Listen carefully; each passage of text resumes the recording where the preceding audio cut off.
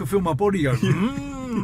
Hi, I'm Martin Kemp, and with the help of Bupa, I want to encourage men to open up about their mental health challenges. So I'm taking them on a drive. You need a lift? Right, so sexual function and mental health. Let's talk about it. Let's do it. So when I say sexual dysfunction, what do you think that is? God, there's so many things that it could be, right? Like, it's not just one answer, I guess. Libido, Yep. erectile dysfunction. What else would you say? Premature ejaculation, that could be one. Yeah. I mean, there's so many of it, you know, so much of it. And all of that must affect your mental health, right? Oh, definitely linked. Like, the link of going through something like that definitely affects your mental health. And it's quite interesting because even saying those things out loud almost hold a bit of embarrassment. I don't know what it is, but Yeah, I felt that. it's like as well. it's like almost like a sense of awkwardness just saying that out loud, right? I felt that as well. When you were asking me to say like the last one, I was going like, I could feel my body go. Yeah, it's a funny conversation, but such an important thing to talk about because so many men experience it. Did you know that 1 in 5 men experience sexual function problems in their life? I did not. I mean, it's quite a big percentage, isn't it? It's a big percentage, and I'm sure the numbers could potentially even be higher if more people spoke about it, right? Yeah. So why are we so scared about talking about it? You know, what holds us back? I guess it's kind of like a bit of an awkward conversation. Like, would you say to your mates that you're struggling in that sense? I think, to be honest, if you ask me that question, there are a few that I would, and probably a few that I wouldn't. Yeah, a very select amount of people, right? But there are a select few that I would talk about it with. So why do, in general, men don't want to talk about it at all? I mean, some men don't even want to talk about it if they go to their doctor. Yeah. I think I'm the same as you there. I've got a couple of friends that I would confide in talking about something like that. Yeah. And then I've got some friends I wouldn't because I'll be worried about how they will respond to me and how they'll react. Yeah. And I think we're lucky to be able to say that we've got some friends that we can confide in that way, because I'm sure there's a lot of men out there that have no one to talk to, and that's why, you know, the numbers are the way they are. Well, that's why a lot of men talk about a feeling of isolation, isn't it? And isolation, what that really means is you haven't got anyone that you can share those problems with. Yeah, completely. I think, you know, if I look back at my sort of history in this sort of conversation and my medical history as well, I've definitely felt very isolated throughout my journey. And, you know, so tell me your story. So obviously my medical background is bowel disease, so I have what's known as Crohn's disease, and as a repercussion of that I've now got a stoma.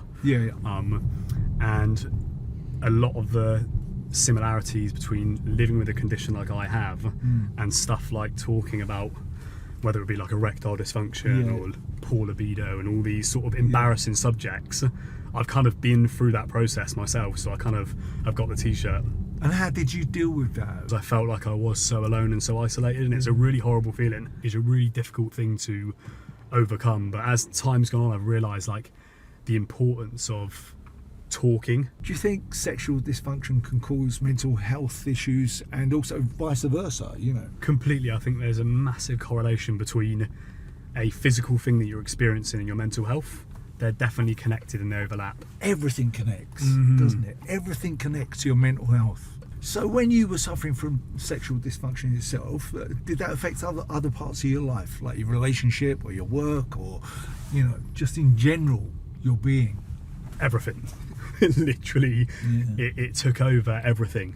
And I never thought that something like this could impact other aspects of my life until it happened to me.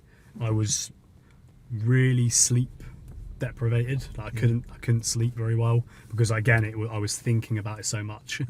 At work I was trying to do my job, but my mind was elsewhere because it's such a big part of your life. What did you do to help your mental health? I think a big one was trying to find outlets. So one would be conversations. So I was talking to close friends about what was going on and confiding in them because I knew I felt safe in that space. But a massive one was definitely exercise for me. You know, that outlet of relieving stress and just pushing my body and pushing my limitations has always been such a great outlet for me. Did you ever look for professional help, like to talk to someone professionally rather than just your mates? Definitely.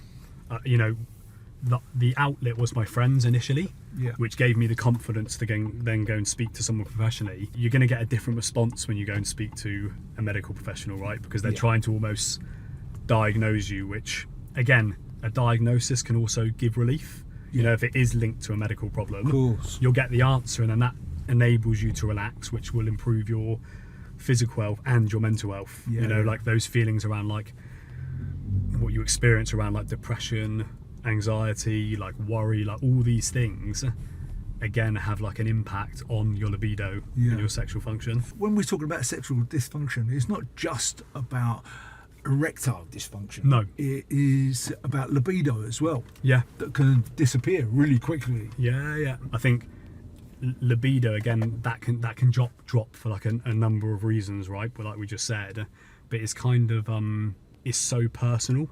Yeah. It's such an individual reason to why Yeah, that could yeah. occur. But it is, you know, from what you're saying as well, it is like a vicious cycle that you get into. You know, it might happen a couple of times, and because it's happened a couple of times, you expect it to happen all the time. Yeah, And before you know it, it has become a real issue. yeah, because you're psychoanalyzing it. Do you think it'll help if you guys were more open about it and would talk about it easier, that you could break that cycle?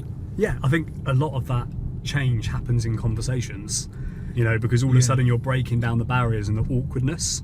And quite often, if you say your problems out loud or you write them down, Yeah. it can kind of like give you the power back. Mm. Because that's often where people struggle, is when they lose a sense of control. You know, a lot of the conversation for me as well was around you could suffer with erectile dysfunction. It could impact your fertility. These are worrying conversations when you're a young bloke in your early 20s. Yeah. You know, I want to have a family. I want to be able to have sex. Do you know what I mean? I don't even want to consider not being able to do these things. And if men are told they have fertility issues, right, that can affect sexual function as well, can't it? So the whole thing is a vicious cycle. I was really upset about that, and I was really depressed. And I remember I'd sit in my mum's and I'd just cry. Yeah, and I wouldn't tell anyone I'd do that. It was just a natural thing that I'd done. But I think that helped because it was me mourning. Yeah, it was me like coming to terms with that. But just the idea of that was really scary. So if you're going to give a man who's going through sexual function problems, right, what advice would you give them? I'd say talk to some of your friends that you trust. Yeah, even confined in family, if you've got that sort of relationship. Like, I've got a really good relationship with my mum. Yeah. I know I can talk to her about these things, and she can help sort of not always give me the answer, but she can help direct me on what I should do. And it's the same with like if you're in a relationship, like have these conversations, don't just keep it to yourself. Like, I spoke to my partner a lot about it, and it was a massive part of my development. Yeah, it helped me. So conversations, I would say, is so important. And then if it progresses for you know, a period of time where you're concerned, go and see a medical professional. You know, go and talk to someone medically about it. Yeah, well, hopefully our conversation will inspire people to go to their doctors or to get that help. Yeah, absolutely. I found for me personally, when I did find the right professional to speak to, it alleviated a lot of these problems, and effectively it gave my life back. Yeah. Because I was almost like cuffed to this. Yeah. And then when I spoke to someone and properly, and I just felt like everything relieved from that point. It was like a weight off my shoulders. Yeah. I think that's therapy in general. Yeah. You know, it takes a weight off your shoulders, and that's what he does. So basically, we need to talk to our mates more about getting it up. Yes. That you do, mate. And be more open and don't be embarrassed about it. Yeah, yeah.